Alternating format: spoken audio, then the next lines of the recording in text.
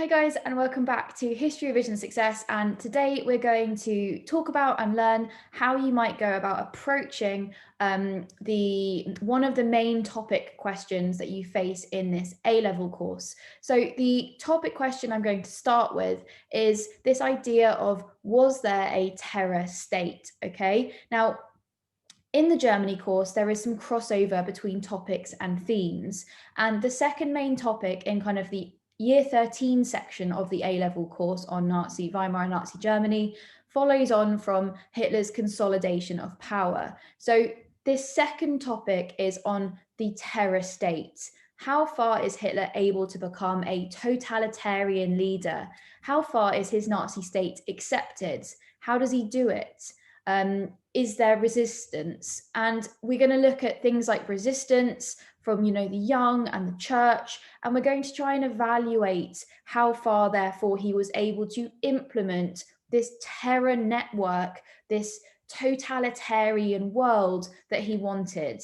Now, there is inevitably going to be some crossover in topics like resistance and the church with social policy, where we'll go back and look at those topics all over again in more depth and more detail, in a more broader sense, look at the church in a whole, rather than just looking at the church in the idea of resistance to the terror state, okay? So please be aware of that.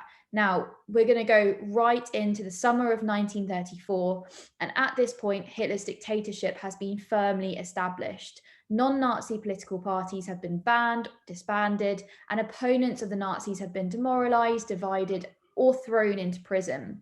We've gone through the Reichstag fire, the Enabling Act, the Night of the Long Knives, and Hitler is not only just Chancellor, but the Führer of Germany. He has the allegiance of the army, and the consolidation of power took just 18 months. Okay, so this is where I'm starting from, and we're going to look at this question of, was there a terror state, and did he manage to control Germany in the way that he wanted? Now, so we're going to break his terror state, we're going to break this exam topic question into some factors. And first, we're going to look at methods. Now, we have the law, we have the police state that he established, and we have the idea of propaganda along with the Hitler myth. Okay, so we're going to look at each of these factors individually, and I'm filming for you a video on each one individually to give you the depth that you need to be able to use this in an essay. And we're going to evaluate the effectiveness of all of these individual methods. And then we're going to think about them as a whole. We're going to compare them. We're going to think, was the police state more important than propaganda, or were they interconnected? Were they interdependent?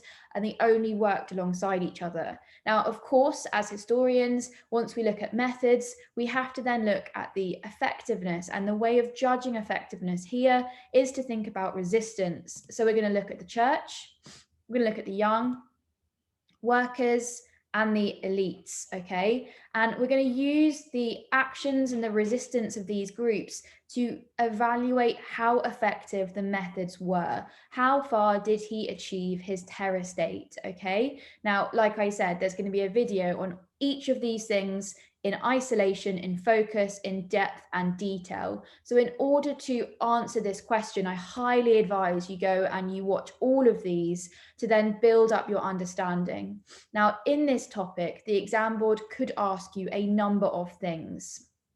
They want you to be able to effectively argue how far Hitler established this Nazi state, but they could equally ask you what was the most important method through which he achieved the Nazi state. Did he achieve the Nazi state? How important was resistance to the Nazi state? They could ask you about one of these factors in isolation, and the entire question could be about that factor. So that's why you need to go through each of these individual points to then understand the whole theme of terror states. Okay, now, if you had a bigger question, a more overarching question, on the effectiveness of the terror state, you could think about each of these little videos, these little themes I'm going to talk about within the whole of the terror state as individual points for your essay. So that's how to think about it. So I'll leave these points on the board for you just while I just talk about a conclusion, okay? So in conclusion to this topic, and like I said, all the fillers, all of these things, you need to understand them, you need to go watch the individual videos on them. I'm just talking about a conclusion now. So Hitler wanted to coordinate every aspect of individual life and family life under party control. They wanted to control the flow of information through propaganda and influence of the young through education.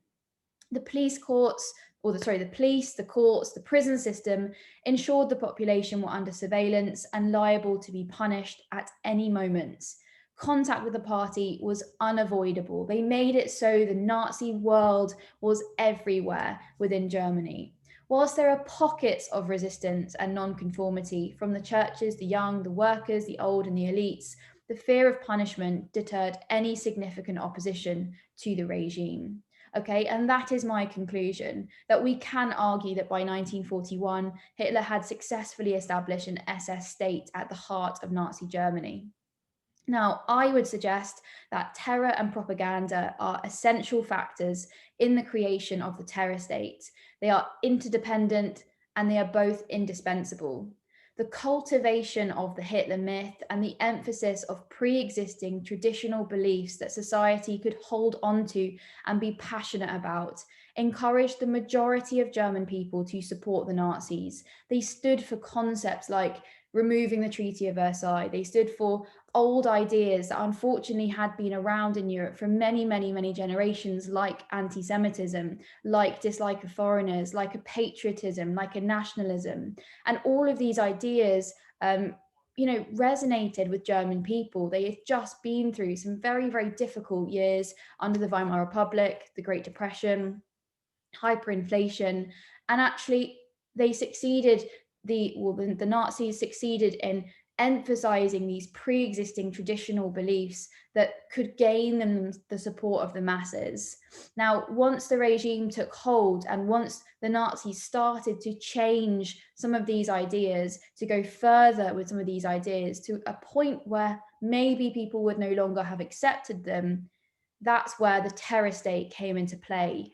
And once this started, this kind of acceptance of pre-existing traditional beliefs from the public started to falter with the introduction of new policies and became less appealing to the ordinary person. The terror system had by this point been effectively deployed to ensure fear, assured loyalty, okay? And that's how I would answer this question.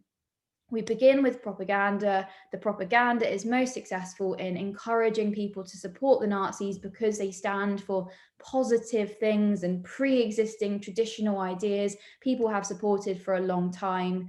And then by the point where resistance would start to show, we have already established a completely consuming terror state, police system, Gestapo, where you feel everyone is constantly checking on you, and you can no longer resist out of fear. And that's my conclusion to this whole overarching question.